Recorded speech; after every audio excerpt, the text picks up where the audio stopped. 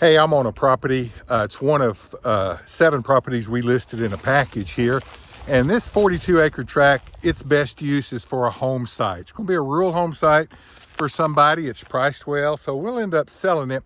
And speaking of rural home sites, hardly a week goes by I don't get a call or an email either from somebody that's a client looking for land, or just somebody from around the world who's seen one of our videos or read one of our books and wants to ask me a question about home sites, how to buy a piece of land for their own home site. And everybody's different on that. Everybody is looking for different things. They've got different price points. They've got different ideas about what a rural home ought to be and how large it is.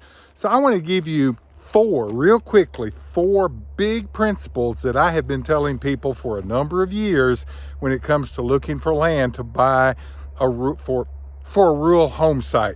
Now, I have written a number of these things, plus many others in books, talked about them on videos, and so there's a lot more I could say, but I'm only going to give you these 4 things. So don't crucify me in the comments going, hey, but what about?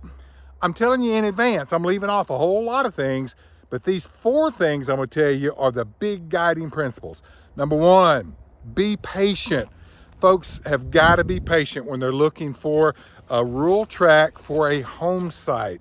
And the reason I say that is because so many times when you get to that point where you've got your money kind of in order, life's lining up for you, you're ready to buy some land to build a home, or to maybe a manufactured home or a mobile home, doesn't matter. And people get impatient. They're finally ready to do it. They're finally in a position they can, and they want to make it happen right now. And folks, that is the biggest mistake you can make, is being impatient. Had an email from a guy yesterday, as a matter of fact, sent me some information on a tract that they're looking at. They've been looking for a long time. He's ready to pull the trigger, and I just cautioned him to slow down a little bit. Otherwise, he was going to spend too much money, and he was probably going to make a costly mistake in one little area. So be patient. Look. Make sure that everything is lining up just the way you need it. There's going to be stuff available, folks, I promise. If it's not today, it'll be tomorrow, it'll be the next day, next week. You don't have to jump into the first deal you see, especially if it's going to be for a home site, because, it's going to be too much tied up in that for you to have made a mistake by just being too quick on the draw. Number 2, be practical. And what I mean by that is make sure the tract that you're looking at, that you're about to make a move on, has got everything that you need for your home. Make that list and stick to it. And that's what I mean by being practical. I've seen this a number of times where folks will change what they're wanting, will sacrifice some important details on a tract just because they say, oh, that's okay. Once we get out there, we'll be able to do X, Y, or Z, or we can fix that later, or that's really not as important as we thought. And so they trade practicality for a home where they're going to live and spend most of their time and most of their money probably, and they start putting those things aside just to sort of make it fit. Don't make it fit. Make sure the property actually fits what you need.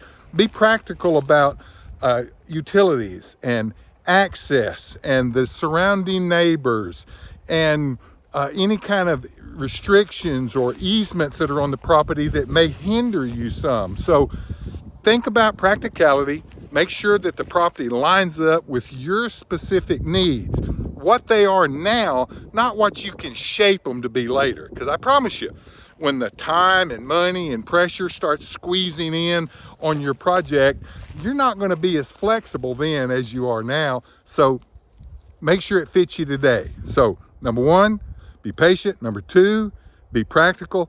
Number 3, use professionals. Do not go on the cheap to try to buy a tract that you want to put a home on. Make sure you use all of the needed professionals to make sure everything is rock solid. Don't let what should be a blessing become a big burden because you tried to shortcut something or you tried to save a couple $100 here or there. Get it surveyed if it needs surveyed. It probably does if it's a home site, because you want to know where all the lines are so that you can build your home and do the things you want to do, put in roads, do whatever it is you want to do on the property without worrying about where you are on the property or how close to a line you are. So use a professional surveyor. Get that thing marked in exactly the way it should be. Make sure you use a title company or an attorney to do the closing, to have title work done and a title policy. Use professionals in every aspect. Do not save money or go cheap on these things.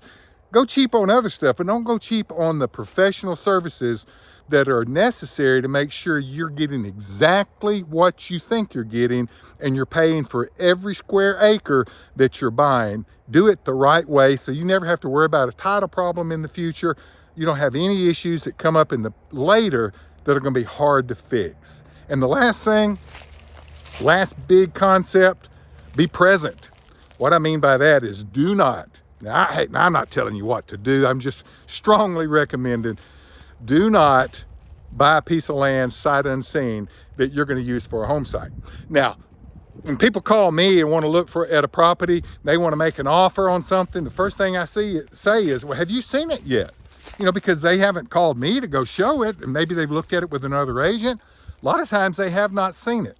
I will not let a person make an offer on a property, not easily anyway, until I know that they have personally gone and walked around on that thing, either with me, another agent, or by themselves, and they have seen it. So many people in this digital age, and everything's fast and furious, and everything's online, so many people will try to buy a property sight unseen. I've sold them sight unseen, farmland, timberland, things like that. But a home site, no, because somebody buying a home site is typically not a professional land trader. It's usually one of the first few real estate deals they've ever done in their life. And so they do not need to be doing this thing in the dark. You can look at everything you want to look at online, but nothing replaces doing what I'm doing right now, walking around on a property, getting it under your boots, feeling it, seeing all the surrounding issues and neighbors, personally being present and looking at it. Make sure you do those 4 things.